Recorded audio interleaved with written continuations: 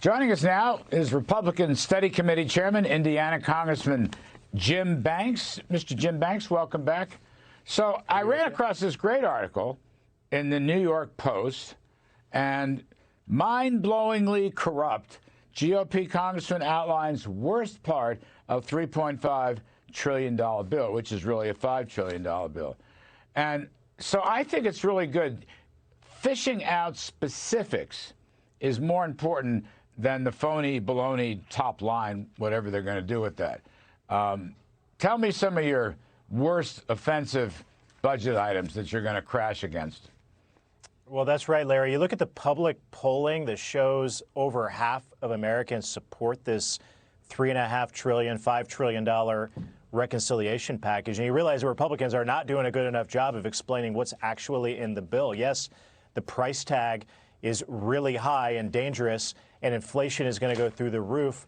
But when you tell the American people that this will put your daycare out of business because it requires college degrees for daycare workers, or if you tell them that this will mean that your gas prices will be higher than you've ever paid at the pump before, and that will affect the bottom line. When we explain that to the American people, the public support for this bill goes down drastically. We have a duty to tell the American people what's actually in the bill. Yes, there's mass amnesty. Yes, it will give college tuition to illegals and child tax credits to those who come here illegally. It will increase by 10 times the fines on businesses that don't comply with the Biden vaccine mandate, which will put a lot of businesses, small businesses, family-owned businesses in America out of business. I mean, we need to do a better job of telling the American people about that.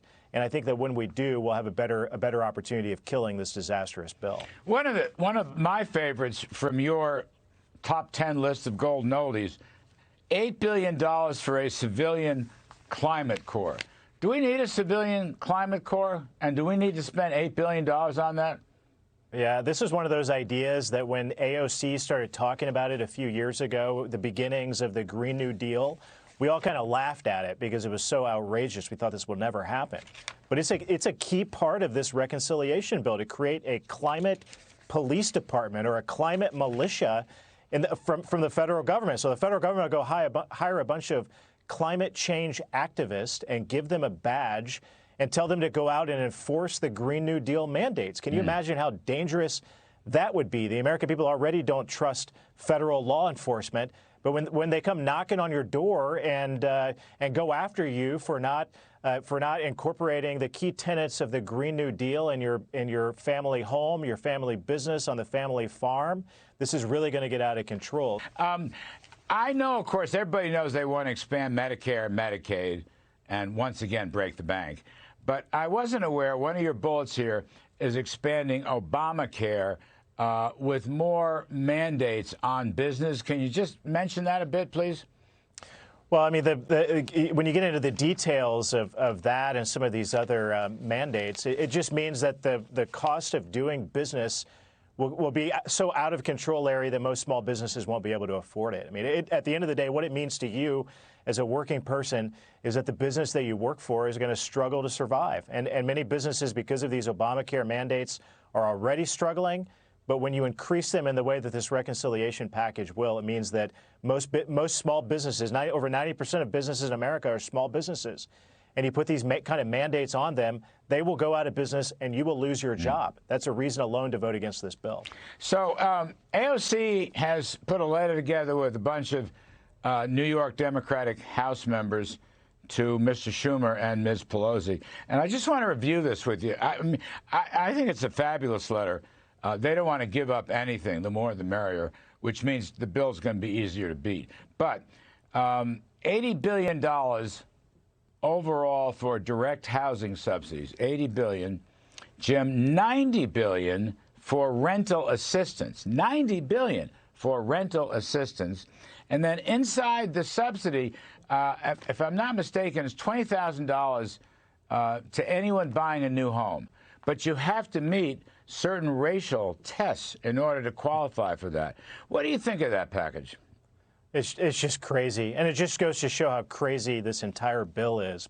And you're right. The only thing that will stop this bill from passing is for the Democrat infighting to continue. And AOC leading the charge on the wacky progressive socialist radical wing of her side of the party versus Joe Manchin and Sinema and some of the more traditional Democrats on the other side. That's the only thing that's going to stop the bill from passing. But we have to get out and message with some of these crazy radical ideas like this one. What that will mean to homeowners, the value of your property will go down if this bill passes.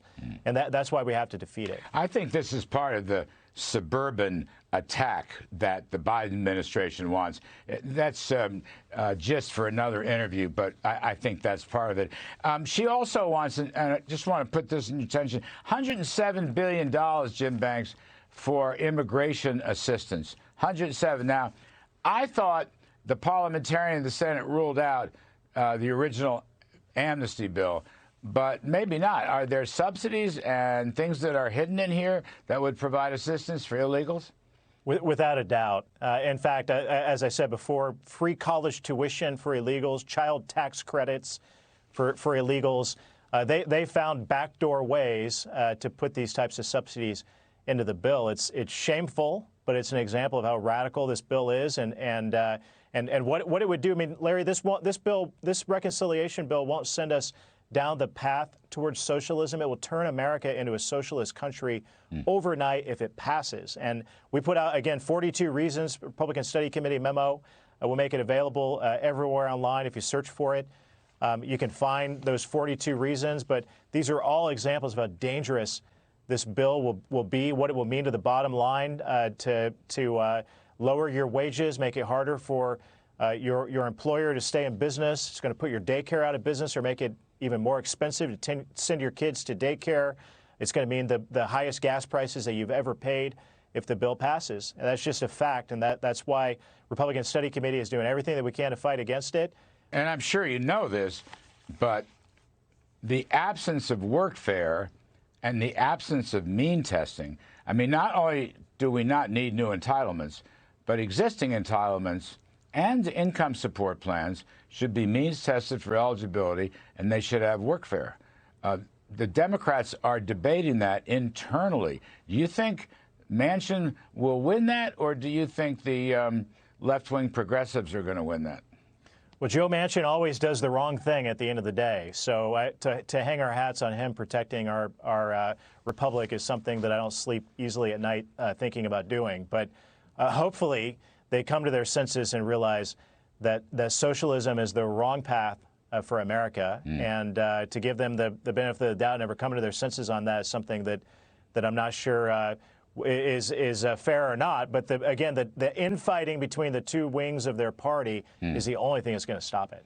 Well, I'm going to give Joe Manchin some credit, particularly on these spending changes. I don't want him to raise taxes. But I'll just say, Jim Banks, thank you for coming on and part with this idea. Save America, kill the bill. Thank you. Pleasure.